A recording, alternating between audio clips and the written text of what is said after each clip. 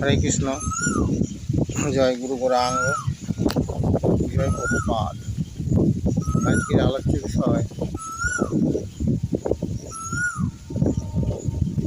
ভগবান শ্রীকৃষ্ণের এই যে জগন্নাথ রূপ, এই অদ্ভুত রূপ কেন উনি ধারণ করলেন। দেখুন, প্রথমেই আপনাদের জানা প্রয়োজন, অনেকেই হয়তো জানেন না যে শ্রীকৃষ্ণই হচ্ছে জগন্নাথ, জগতের নাথ। উনি হচ্ছেন জগন্নাথ।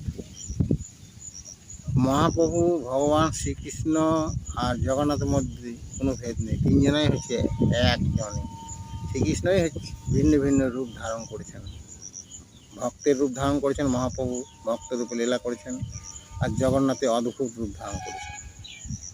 তাহলে শ্রীকৃষ্ণই হচ্ছে জগন্নাথ।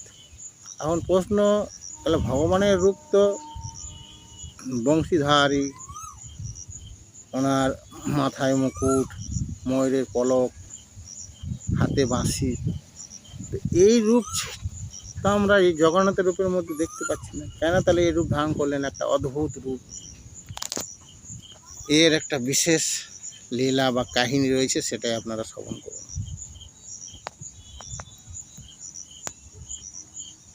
একদা দাপরে একবার উদ্ভব ভগবান শ্রীকৃষ্ণের কাছে এসে দেখছেন যে ভগবান কন্দন করছেন, আর গোপী গোপী গোপী বলে কন্দন করছেন। উদ্ভব প্রভুর এই কন্দন দেখে খুবই দুঃখ পেলেন এবং প্রভুকে বললেন, ভগবানকে, যে হে প্রভু, আপনি কেন কন্দন করছেন? আপনার এই কন্দন আমি আর দেখতে পাচ্ছি না, এর কী কারণ? আমি কি কিছু সাহায্য আপনাকে করতে পারি? আপনার এই কন্দনকে বন্ধ করার জন্য, আপনার এই দুঃখ কষ্টকে বন্ধ করার জন্য আমার কিছু উপায় কি কোনো নেই? তো ভগবান বলছেন, বা আপনি কেন কন্দন করছেন? উদ্ভব প্রশ্ন করছেন। তখন ভগবান বললেন যে আমার এত বড় ভক্ত এই গোপীরা, তারা আমার জন্য কত কষ্ট দুঃখ, আজও আমার বিরহে তারা যন্ত্রণায় সর্বদাই কন্দন করছে, এই জন্য তার দুঃখে আমিও কন্দন করছি।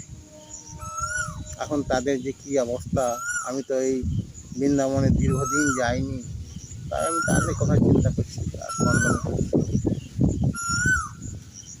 তখন উদ্ধব বললেন, প্রভু, আপনার সন্দেশ নিয়ে তাহলে আমি যাই, আর আমি যাওয়ার পরই আপনার কথা তাদের আমি বলবো এবং তাদেরও সন্দেশ আপনার কাছে নিয়ে আসবো।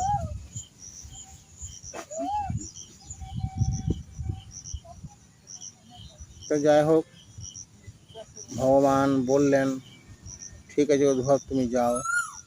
তো উদ্ভব কিন্তু গোপীদিকে কী ভাব নিয়ে গিয়েছিলেন, যে গোপীদিকে জ্ঞান দান করবো আত্মার সম্বন্ধে, যে আমাদের আত্মা, আমরা অবিনাশী, দুঃখ করার কোনো কারণ নেই, আবার তোমরা জন্মগ্রহণ করে আবার ভগবানকে লাভ করবে, আবার ভগবান সেবা, এই ধরনের জ্ঞানের তথ্য আমি দান করব। তো উদ্ভব গোপীদের কাছে গিয়ে যে এই ধরনের কথা বললেন, তো গোপীদের এই যে প্রেম, ভগবানের প্রতি ভালোবাসা, নিঃস্বার্থভাবে সংসার সন্তান সব কিছু ত্যাগ করে খালি শ্রীকৃষ্ণের জন্য কন্দন করছেন, শ্রীকৃষ্ণের এই ভাব দেখে, ভগবানের প্রতি প্রেম দেখে উদ্ভবের কি বলবো, মাথা ঘুরে গেল। উদ্ভব সঙ্গে সঙ্গে গোপীদিকে চরণে পড়ে দিলেন এবং গোপীদের গুরু হিসেবে মেনে নিলেন, যে তোমরাই হচ্ছে গুরু, তোমরাই হচ্ছে প্রকৃত ভক্ত, তা আমি তোমাদের মতো কৃষ্ণ প্রেম চাই।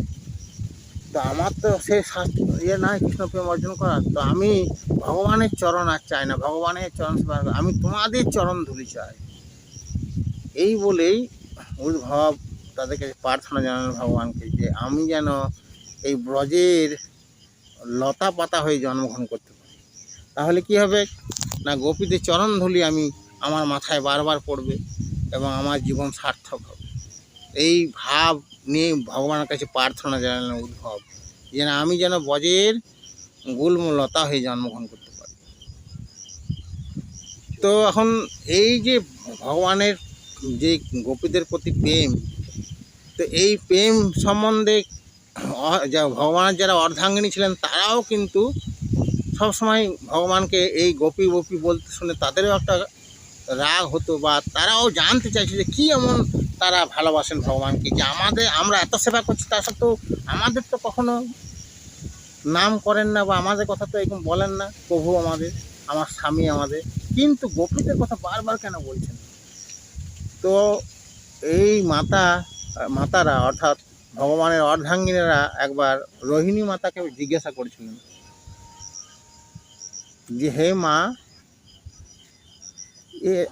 একটু আপনি বলতে পারবেন যে গোপীরা কি এমন ভগবানকে ভালোবেসেছিল যে ভগবান তাদের জন্য এত পাগল ছিল? তো রোহিণী মাতা বললে, হ্যাঁ আমি তোমাদের সব বলবো, কিন্তু আমাকে কথা দিতে হবে যেন ভগবান মানে আমার সন্তান কৃষ্ণ বলরাম দুই সন্তান যেন ক্ষণাক্ষরে জানতে না পারে, তাহলে কিন্তু তারা আবার বৃন্দাবনে ফিরে যাবে। উদ্ভব তখন দায়িত্ব নিলেন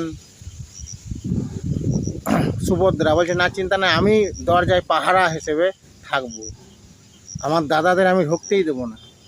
তো পাহারা হিসেবে রইলেন গৃহের, এবং তখন মাতা রোহিণী ওই গোপীদের সম্বন্ধে বিভিন্ন লীলার কথা বললেন, ভগবানের প্রতি ভালোবাসার কথা। তো সেই হঠাৎ করে শ্রীকৃষ্ণ বলরাম খুঁজতে খুঁজতে সেখানে চলে এসে তারাও শুনতে আরম্ভ করে দেয় রোহিণী মাতার মুখ থেকে গোপীদের প্রেম প্রভুর প্রতি।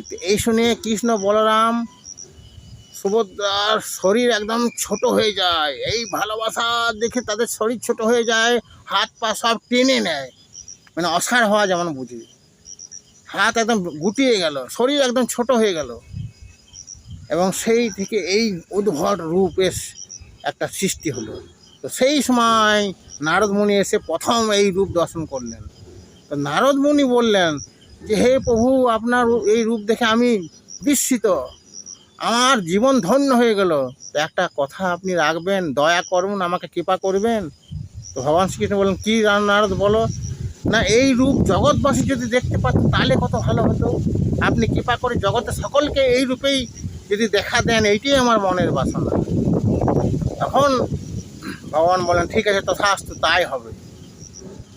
আমি ওই লবণ সমুদ্রে জগন্নাথ রূপে প্রতিষ্ঠা পাবো, এবং জগতের প্রতিটি মানুষ আমাকে জগন্নাথ রূপে সেবা করবে, দর্শন করবে, আমি তোমায় কথা দিলাম। তো সেই থেকে এই পুরীর জগন্নাথে মন্দিরে প্রভু জগন্নাথ বিরাজ করছেন এবং নিত্য লীলা করছেন। তো এই হচ্ছে ভগবান শ্রীকৃষ্ণের জগন্নাথ রূপ ধারণ করার একটা বিশেষ অদ্ভুত লীলা কাহিনী, বিশেষ কারণ। এই হচ্ছে আলোচনার মূল ভাবার্থ। হরে কৃষ্ণ, জয় রাধে।